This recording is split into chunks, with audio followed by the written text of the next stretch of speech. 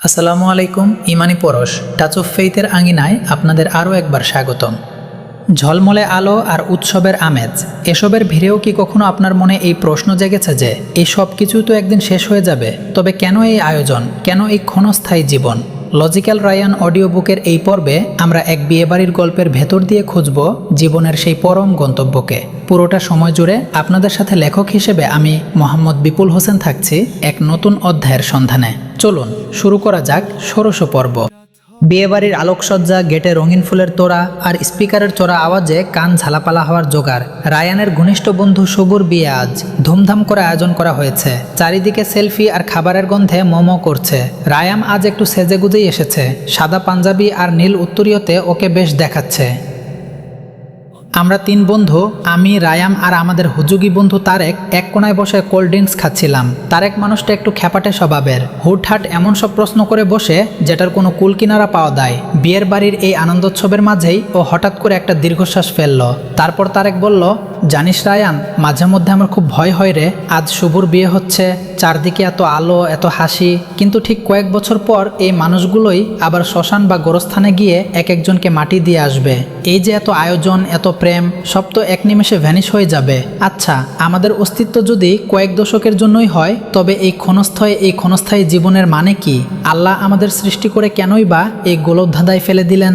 জন্ম আর মৃত্যুর এই লুকোচুরি খেলা কি শুধুই একটা ট্র্যাজেডি নয়? তারেকের গলায় আজ বেশ বিষাদ। রায়ান গ্লাসটা টেবিলের উপর রাখলো ও তারেকের দিকে তাকিয়ে একটু রহস্যময়ভাবে হাসলো। রায়ান বলল, তারেক, তুই তো স্মার্টফোন খুব পছন্দ করিস। ধরো, তুই একটা লেটেস্ট মডেলের আইফোন কিনলি। কেনার পর তুই কি ওটা বক্সেই রেখে দিবি, নাকি ওটা অন করে ব্যবহার করবি? তারেক উত্তর দিল, কি বলিস? অবশ্যই ব্যবহার করব। বক্সের ভেতর ফেলে রাখলে ওটার দাম কি? রায়ান বলল, ঠিক, কিন্তু তুই তো জানিস ওটা ব্যবহার করলেই ব্যাটারির হেলথ কমবে, একদিন ওটা স্লো হয়ে যাবে, আর কয়েক বছর পর ওটা অকেজো হয়ে ডাস্টবিনে যাবে। এই যে তুই জানিস মোবাইলটা একদিন নষ্ট হবেই, তাও কেন তুই ওটা কিনলি, আর কেনই বা ব্যবহার করছিস?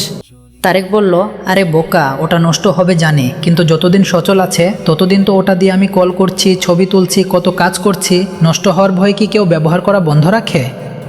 রায়ান বলল, মানুষের জীবনটাও ঠিক তেমন রে তারেক। আল্লাহ আমাদের এই পৃথিবীতে পাঠিয়েছেন একটা নির্দিষ্ট সময়ের জন্য বা ব্যাটারি লাইফের জন্য। মৃত্যু মানে অস্তিত্ব বিলীন হওয়া নয়, বরং মৃত্যু হলো এই চার্জ ফুরিয়ে যাওয়া বডিটা ছেড়ে নতুন এক জগতে প্রবেশ করা। তুই বললি জীবন কেন ক্ষণস্থায়ী? আসলে এই দুনিয়াটা যদি চিরস্থায়ী হতো, তবে মানুষের মধ্যে উন্নতির কোনো আকাঙ্ক্ষা থাকতো না। মানুষ যদি জানতো সে কোনোদিন মরবে না, তবে সে পৃথিবীতে এক একজন ফেরাউন হয়ে যেত। মৃত্যু আছে বলেই মানুষ দয়া করে, মৃত্যু আছে বলেই মানুষ ভালোবাসতে শেখে। তারেক কোল্ড ড্রিঙ্কসের গ্লাসে নাড়া দিতে দিতে বলল, কিন্তু এই যে বিচ্ছেদ, এই যে চলে যাওয়া, এটা কি খুব কষ্টের নয়? রায়ান বলল, কষ্টের, কারণ আমরা গন্তব্যটা ভুলে গেছি। ধরো, তুই এই বিয়ের বাড়ির প্যান্ডেল দেখে খুব মুগ্ধ হলি। তুই কি এখানে ঘর বাঁধার চিন্তা করবি? না, তুই জানিস এটা সাময়িক। তুই খাবি, আনন্দ করবি, আর অনুষ্ঠান শেষে নিজের বাসায় ফিরে যাবি। আমাদের আসল বাসা তো দুনিয়া নয়, আমাদের আসল বাসা হলো জান্নাত। আদম আলাইহিস সালামকে সেখান থেকেই পাঠানো হয়েছিল। দুনিয়া হলো মাঝরাস্তার একটা বিশ্রামাগার মাত্র। রায়ান এবার পকেট থেকে একটা খেজুর বের করে মুখে দিল ও ধীর গলায় বলতে শুরু করলো, তারেক, আল্লাহ বলছেন, যিনি সৃষ্টি করেছেন মৃত্যু ও জীবন, যাতে তোমাদের পরীক্ষা করতে পারেন যে কে তোমাদের মধ্যে আমলের দিক থেকে শ্রেষ্ঠ। সূরা আল মুলক আয়াত 2। মৃত্যু কোনো যবনিকা নয়, বরং ওটা একটা দরজার নাম। তুই এই ঘর থেকে ওই ঘরে যাচ্ছিস মাত্র।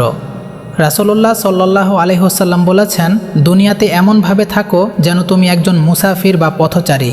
সহিহ বুখারী। তুই কি কোনো পথচারীকে দেখেছিস রাস্তার পাশের গাছটা খুব বেশি সুন্দর বলে সেখানেই খাট পালঙ্ক পেতে শুয়ে পড়তে?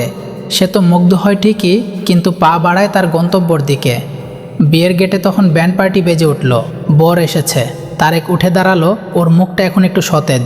ও রায়ানের পিঠে একটা চাপড় দিয়ে বলল, তুই শালা বিয়ের বাড়িতেও আমাকে কবরের কথা মনে করিয়ে দিলি।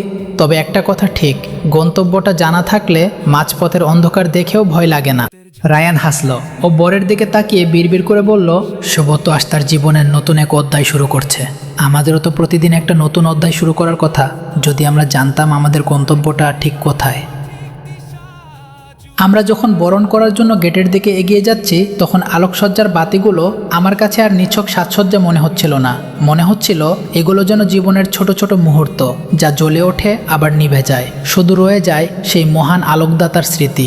জীবনের প্রতিটি মুহূর্ত যেন এক একটি প্রদীপ, যা আমাদের সেই চিরস্থায়ী ঠিকানার কথা মনে করিয়ে দেয়। 16তম পর্বের এই উপলব্ধি আপনাদের কেমন লেগেছে? আপনাদের মূল্যবান মতামত আমাদের কমেন্টে জানান। ভিডিওটি ভালো লাগলে লাইক দিন এবং আমাদের পরিবারে যুক্ত হতে ইউটিউব চ্যানেল ইমানি পরশ টাচ অফ ফেইথ সাবস্ক্রাইব করুন। ফেসবুক এবং টিকটকেও আমাদের অনুসরণ করে সত্যের আলো ছড়িয়ে দিন। আমি মোহাম্মদ বিপুল হোসেন আজকের মতো বিদায় নিচ্ছি।